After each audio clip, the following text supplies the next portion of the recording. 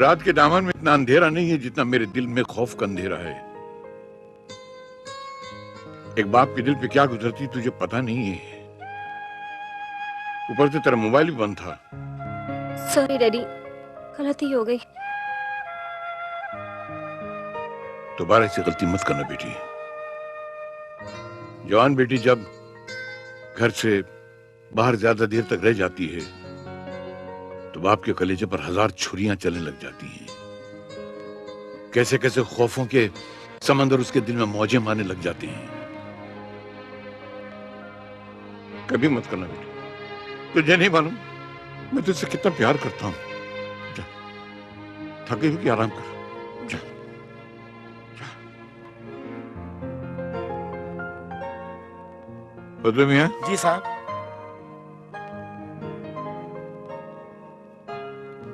तुम्हें नहीं लगता ये काजल कुछ बदली बदली सी है? बदली बदली सी? हाँ, जब से मैं आया हूं ये कुछ खोई खोई सी है। मैं कोई बात पूछता हूं तो घबरा सी जाती है, सवाल का ठीक से जवाब नहीं देती है। कोई बात नहीं साहब, माशाल्लाह काजल बिटिया अब बड़ी हो गई है। आप उनकी शादी करा दी, इंशाल्लाह सब ठीक हो जाएगा। क्या तुम ठीक कह रहे हो? मैं अपने कामों में इतना उलझा रहा कि मुझे ख्याल ही नहीं रहा कि मेरी बेटी जवान हो गई है, शादी के काबिल हो गई है। मैं नन्नू से बात करता हूँ। अजय किसका फुनवा है? अरे उठाऊंगा तो पता चलेगा ना, बात करती है। हेलो हेलो, अब याद आई मेरी तुझे। अजय हमरे बात कराओ ना, हमरे कुकुआ से दो ना। तेरी कुकू का फोन नहीं है, विद्या का फोन है। हाँ बोल। यार नंदू, मैं सोचता हूँ कुकू और काजल की शादी कर देनी चाहिए। हाँ तो करना यार, मैं तो बिल्कुल तैयार हूँ। और वो दोनों एक दूसरे को मिल भी चुके हैं, अब हमें ज्यादा देर नहीं करनी चाहिए। मगर तूने कुकू से बात की है? उसे काजल पसंद है ना? लेकिन यार वो कुछ बताता नहीं है। अजी वो शर्मिला है, हमरी तरह है ना? तू शर्मीली है? हाँ। अरे तुझे तो देखने वाले शर्मा जाए। हाँ? बात करती है। हाँ हाँ बेटे मैं आ जाऊंगा। वैसे भी काजल को देखने में बहुत देर हो गई यार। कैसी है वो? काजल तो ठीक है, पर तू आजा, हम दोनों को ठीक कर देंगे। हाँ हाँ मैं 5 तारीख को पहुंच जाऊंगा। और सुन, कुकू को मत बताना, we will give him a surprise। एक ऐसा धमाका करेंगे कि दोनों के होश के तोते उड़ जाएंगे। तू आजा बस। परदेसियों से न पंगा बढ़ाना, परदेसियों से न पंगा बढ़ाना, वरना पड़ेगा बेटा जूते भी खाना। अबे सुन, गाने गाया जा रहा है। मैंने सुना तू जा रहा है। आज भी मुसाफिर है, खाता है खुजाता है, आते जाते रास्ते में खुजली छोड़ जाता है। अबे लकवा हो जाएगा, सीधा खड़े रहे। तूने खुजली की दवा बनाने वाली कंपनी में काम कर लिया, मुझे बताया तक नहीं। क्या बता था? खुजली बंद हो गई, खुजली कंपनी बंद हो गई, इसलिए जा रहा हूँ ऑफिस। अभी दूसरी खोल लेंगे। इंडिया की खुजलियां कभी खत्म होती है क्या? तू एक काम कर, जाने से पहले ये लिस्ट पकड़। ये क्या है? ये सब मेहमानों की लिस्ट है। इसमें मेरे दोस्त भी हैं, तो अपने दोस्तों को भी शामिल कर ले। जिनका नाम मैं भूल गया उनका नाम भी लिख दे और सबको बुला ले। इनको किस खुशी में बुला रहे हैं आप? परसों काजल का बर्थडे है, बहुत धमाल होनी चाहिए उसमें। सारा इंतजाम तेरे हाथ में, धमाल करना, महफिल में रंग जमाना। तो ये बात है तो धमाल भी होगी, रंग भी बरसेगा। होली मुबारक। अबे होली नहीं है, बर्थडे। क्या रंग डालेगा लोगों पे? बता यार। दोस्तों, ये शो आपके दिल बहलाने के लिए था, मगर जिस काम के लिए आप हजरात को तकलीफ दी थी और यहाँ इकट्ठा किया था, मैं और मेरा दोस्त उसके मुताल्लिक आपको खुशखबरी देने जा रहे थे कि आप सुनकर चौंक उठते। लेकिन बड़े अफसोस के साथ कहना पड़ता है कि मेरा दोस्त इस महफिल में आ नहीं सका। वो आ गया है मेरे दोस्त। अरे मैं सांस लेना भूल सकता हूँ, लेकिन तेरे साथ वादा खिलाफी नहीं कर सकता। यार मेरी जान, नंदू हाजिर है। नमस्ते। ये मेरा दोस्त, मेरे जिगर का टुकड़ा नंदू, और ये हमारी भाभी राजवंती। आपका ज्यादा वक्त न लेते हुए मैं उस सस्पेंस खोल देता हूँ। मेरी बेटी काजल, जिसके लिए आज तक मैं जिया हूँ, उसकी सगाई मेरे बेटे कुक्कू से तय कर दी गई है। अब मैं कुकू और काजल से कहूंगा यहाँ आए। अरे भाई मैं तुमसे कह रहा हूँ आप लोग यहाँ आइए ना, आपको लाने के लिए आना पड़ता है क्या? चलिए चलो भाई चलो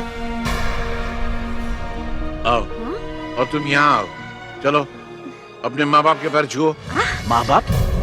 अरे यार विद्या तू वाकई सटिया गया है। तेरी नजदीकी की नजर भी कमजोर हो गई है क्या? कौन है ये? तू मजाक कर रहा है क्या?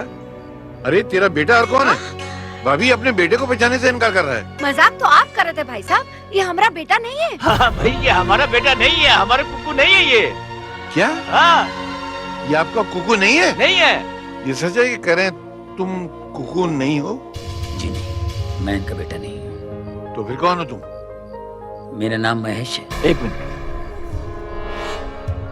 अगर तेरा नाम महेश है तो मेरे बेटे का ढोंग रचाकर तमाम घर वालों को धोखा दे रहा था तुम? मैंने किसी को धोखा नहीं दिया, ना ही किसी को नुकसान पहुंचाया है। मेरी मजबूरी थी। Shut up!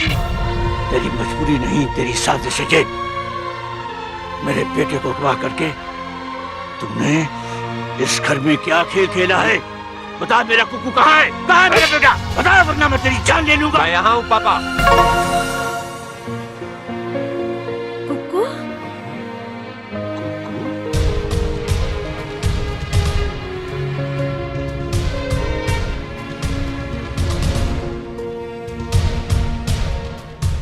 कुक्कू हमारा बच्चा, अरे कहाँ चला गया था तू? और ये कौन है जो तेरी जगह? ये एक महान कलाकार है माँ, जो गुमनामी के अंधेरे में जी रहा है। मेरा दोस्त, मेरा अजीज महेश। तो ये कलाकार साहब मेरे घर को क्या स्टेज समझ के इस्तेमाल कर रहे थे? कलाकारी तो दिखाने आया था अंकल। ये दुनिया भी तो एक स्टेज है, और स्टेज पर हम कोई ना कोई किरदार निभाते आ रहे हैं। मगर कुकू का किरदार निभाने के लिए आप मेरे ही घर क्यों आए थे? मजबूरी जब जरूरत बन गई तो आना पड़ा।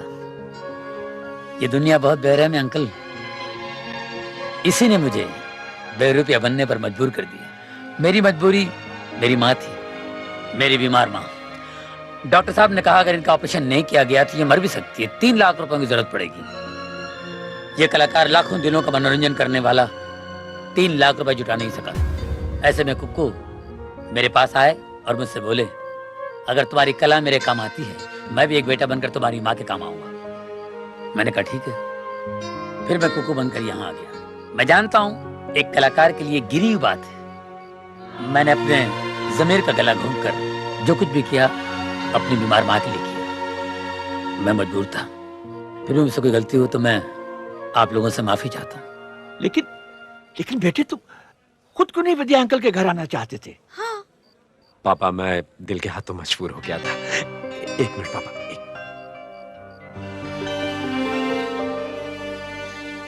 पापा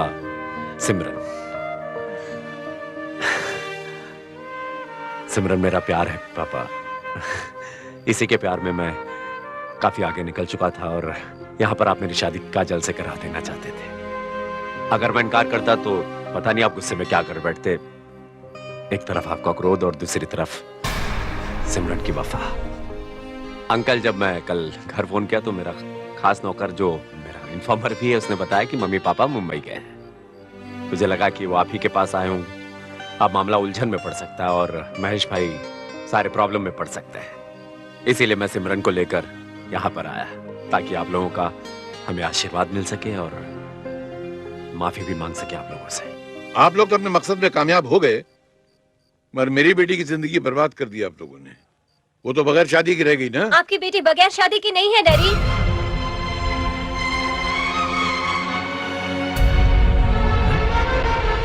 तो काजल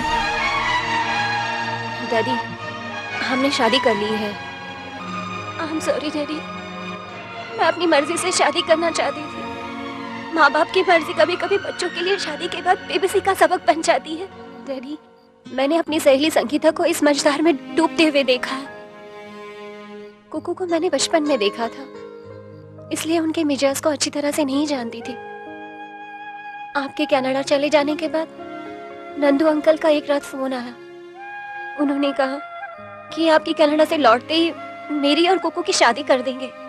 इसीलिए उसी रात मैं घर छोड़कर इनके पास चली गई थी। वाह, ये है हमारी औलादें जो संस्कार की रेखाओं को पार करके अपनी दुनिया खुद बसाने चले हैं।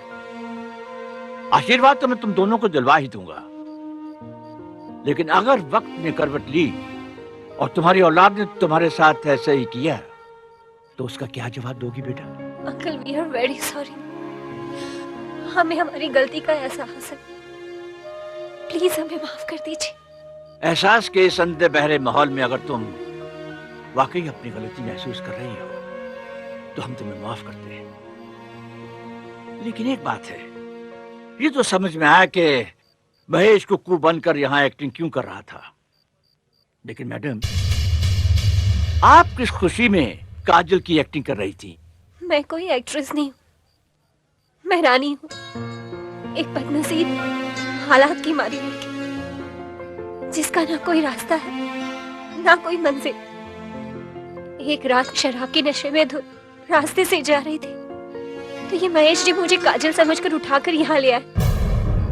यहाँ मैंने आकर आगे बेटी की तस्वीर देखी और मैं परेशान हो गई और उसी के हमशक्ल होने का मैंने। लेकिन तुम्हें मालूम है कि इस तरह किसी के हमशक्ल होने का ऐसा नाजायज फायदा उठाना बहुत बड़ा जुर्म है। कानून तुम्हें सख्त सजा दे सकता है। सजा देनी है तो मुझे दीजिए वकील साहब। आप कौन साहब हैं? मैं बहुत बड़ा फ्रॉड हूँ। वो तो दिख रहा है, लेकिन आप हैं कौन? मैं रानी का मामा हूँ। ये तो आपका घर कब से छोड़ना चाहती थी, लेकिन मैंने इसको रोक रखा। क्यों? वो क्या है कि काजल की हमशक्ल होने का मैं फायदा उठाना चाह रहा था। मेरी नजर आपकी दौलत पर थी। मेरे कहने पर इसने भी थोड़ा सा हाथ साफ कर लिया। आज मुझे बहुत बड़ा हाथ माना था, लेकिन मेरी आंखें खुल गई। इसका कोई कसूर नहीं। अगर सजा देनी है तो मुझे दीजिए, पुलिस को बुलाइए, मुझे अंदर करवा दीजिए, लेकिन इसको छोड़ दीजिए प्लीज। जी तो चाहता है कि तुमको अंदर करा दूं, मगर इंसान का अपने गुनाहों पर पछताना जो है वो सबसे बड़ी सजा होती है। अगर अपने दिल से पछता रहे हो तो तुमने अपने गुनाहों की सजा पा ली। पछता रहे हो? बहुत पछता रहा हूँ। तो माफ किया तुमने। अंकल, मैंने भी आपके दिल को चोट पहुंचाई है, मुझे भी माफ कर दीजिए। चोट तो ऐसी पहुंचाई कि मन करता तुझे किसी प्रेशर कुकर में डाल के भून डालूं। मगर तूने जो काम किया है वो अपनी माँ के लिए किया है, नेक काम किया है, इसलिए माफ कर देने के लायक है। वैसे भी तेरा कैरेक्टर एक आईने की तरह साफ सुथरा है। न तूने आईने को मैला किया, न अपने हाथ मेरे दौलत पे साफ किए। माफ किया। नमस्ते। वाह महेश भाई वाह, इस दोस्त को इतना मतलब ही समझा आपने। मेरा इतना बड़ा काम किया, क्या मैं अपनी ड्यूटी भूल जाऊंगा? मेरी माँ जैसी आपकी माँ को सही सलामत हॉस्पिटल से लेकर आया। आइए माँ जी। माँ? ये लो अपनी अमानत। जाओ जाओ माँ जी। माँ,